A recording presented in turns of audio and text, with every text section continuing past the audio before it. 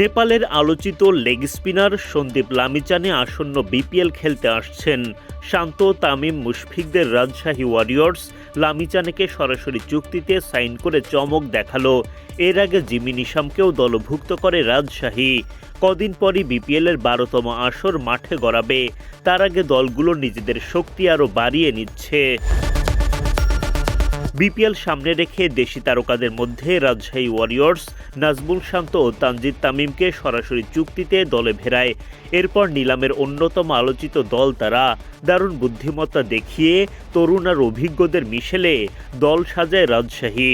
নিলাম শেষ হলেও তাদের চমক শেষ হয়নি, যেখানে সবশেষ সংযোজন সন্দীপ লামিচানে। নেপালের এই লেগ স্পিনার 2018-19 মৌসুমে সিলেটের হয়ে বিপিএল খেলেছিলেন। সেবার 6 ম্যাচ খেলে 4 উইকেট শিকার করেন। এবার নিশ্চিতভাবেই রাজশাহীর হয়ে আরও ভালো পারফর্ম করতে চাইবেন লামিচানে।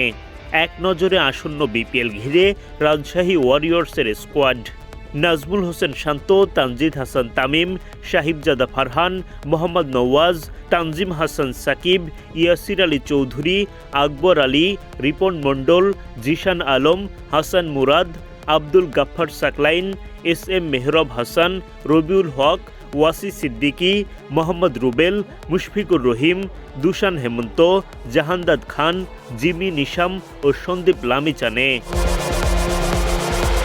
ওদিকে চট্টগ্রাম রয়্যালস রবিবার তাদের স্কোয়াডে যুক্ত করেছে আরও 2 বিদেশি তারকা। তারা হলেন আয়ারল্যান্ডের অধিনায়ক পল স্টার্লিং ও শ্রীলঙ্কার চারিত আসালাঙ্কা। পল স্টার্লিং এর আগেও বিপিএলে খেলেছেন। 3 মৌসুম খেলে 22 ম্যাচে 145 স্ট্রাইক রেটে করেন 443 রান। আর লঙ্কান ব্যাটার চারিত আসালাঙ্কা এবারই প্রথম বিপিএলে খেলবেন, যদিও তাকে পুরো সময় পাওয়া নিয়ে আছে শঙ্কা, কারণ বিপিএলের মাঝেই শ্রীলঙ্কা পাকিস্তান টি-20 সিরিজ খেলবে। এক নজরে চট্টগ্রাম রয়্যালসের সবশেষ স্কোয়াড: শেখ মেহেদী হাসান, তানভীর ইসলাম, আবরার আহমেদ, মোহাম্মদ নাইম, শরীফুল ইসলাম, আবু হায়দার রনি, মাহমুদুল হাসান জয়, সুমন খান, জিয়াউর রহমান, আরাফাত সানি, মুকিদুল ইসলাম, সালমান হোসেন, শুভাগত হোম, জাহিদুজ্জামান সাগর, নিরোশান ডিকুয়েলা, পল স্টার্লিং ও চারিত আসালাঙ্কা।